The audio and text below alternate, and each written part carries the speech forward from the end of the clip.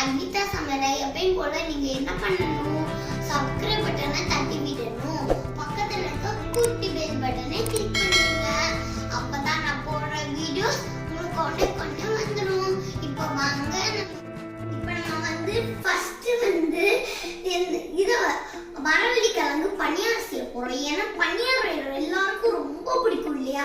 அதனால தாங்க ஃபர்ஸ்ட் நம்ம இந்த பனியாரம் செய்யறதுக்கு என்னென்ன தேவையான பொருட்கள்னு பார்த்தோம்னா வாங்க.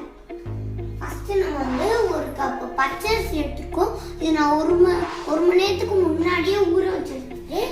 அதுக்கப்புறம் பச்சரிசி ஒரு கப்புனா ஒரு கப்பு இது ஒரு கப்பு மரவள்ளி கிழங்கு எடுத்துருக்கோம். இது நறுக்கி எடுத்துருக்கோம்.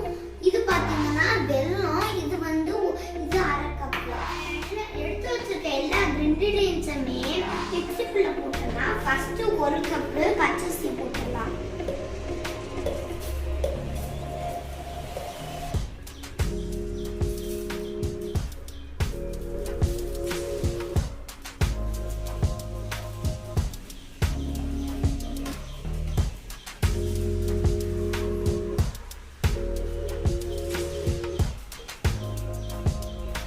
போட்டாச்சு.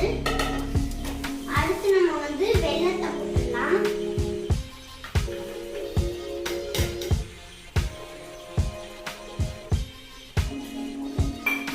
அடுத்து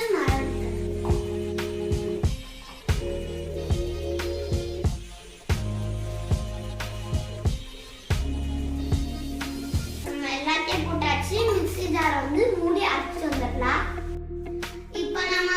பனியார மாவு ரெடி ஆயிடுச்சு. நம்மளோட பனியார மாவு இப்போ நம்ம பனியார கல்லை அடுப்புல வச்சுட்டு நல்லா காயட்டும்னு சொல்லிட்டு வச்சிருக்கோம். நல்லா காஞ்சிருச்சு. இப்போ நம்ம நெய் ஊத்திடலாம். ஃபர்ஸ்ட் நம்ம நெய் ஊத்திடலாம். ஒரு கல்லையா நெய் ஊத்திடலாம். நம்ம நெய் ஊத்தியாச்சு. அடுத்து நம்ம பனியாரத்தை ஊத்திடலாம்.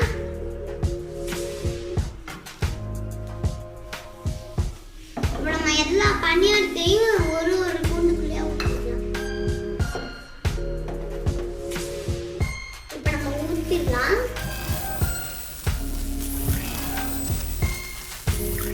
அந்த பபிள்ஸ் எல்லாம் வருது பார்த்து. இப்போ நம்மளுக்கு நல்லா பபிள்ஸ் வந்திருக்கா? இந்த பபிள்ஸ் வரும்போது நம்மளுக்கு வெந்துச்சுன்னு அர்த்தம். இதை நம்ம வாங்க திருப்பி விட்டுடலாம்.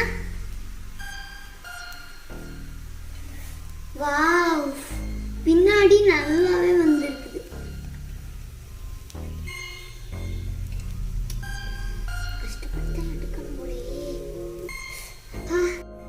இப்ப நம்ம எல்லா பனியாரத்தையும் திருப்பி விட்டாச்சு.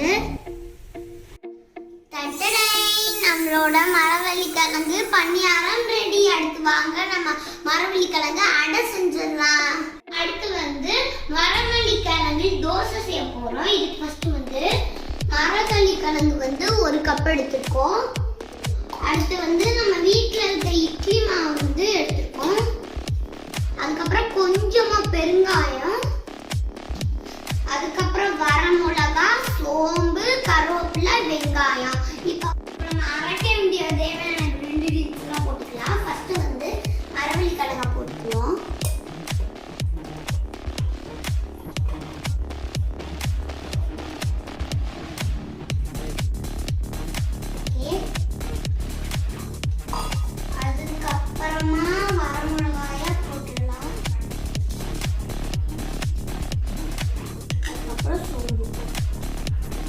இப்போ நம்ம அரைச்ச எல்லா இன்கிரீடியன்ஸுமே போட்டுடலாம். இட்லி மாவுக்குள்ள எல்லா இன்கிரீடியன்ஸையும் போட்டுடலாம். நம்ம இப்போ நம்ம அரைச்சது எல்லாத்தையும் போட்டாச்சு. ஃபர்ஸ்ட் நம்ம அடுத்து வெங்காயத்தை சேர்த்துக்கலாம். வெங்காயம், கருவேப்பிலை ரெண்டையுமே சேர்த்துக்கலாம். சேர்த்துட்டு நம்ம கொஞ்சம் உப்பு சேர்த்துக்கலாம். அம்மா உப்பு உள்ள போது நம்ம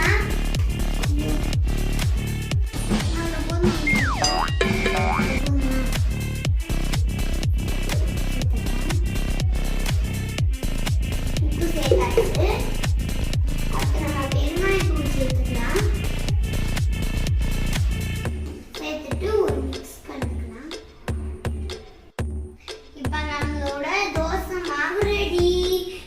தோசைன்னு சொல்லிக்கலாம், அடைன்னு சொல்லிக்கலாம், ரெண்டு ஏதாச்சும் சொல்லிக்கலாம். இப்போ நம்ம வந்து தோசை கல்ல அடுப்புல வச்சாச்சு. இப்போ நம்ம தோசை ஊற்றிடலாம். தோசை கல்லும் நம்ம காஞ்சிச்சு. இப்போ நம்ம தோசையை ஊற்றிடலாம். ஆனால் கலர் பார்த்தா அடை மாதிரி தான் இருக்குது நம்மளுக்கு. ஆனால் தோசை தான் தோசைன்னு சொல்லிக்கலாம். அடுத்து நம்ம வந்து எண்ணெய் ஊற்றிடலாம்.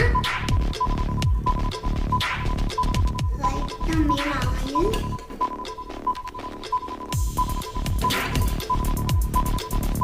சூப்பரா நம்மளோட ஆயில் ஊற்றி ரெடி ஆயிடுச்சு நம்மளோட தோசை. வாவ், பார்க்கும் போதே அழகா இருக்குது. இப்போ நம்மளோட தோசை ரெடி ஆகிக்கிட்டே இருக்குது. இப்போ நம்ம பின்னாடி திருப்பி போட்டுக்கலாம்.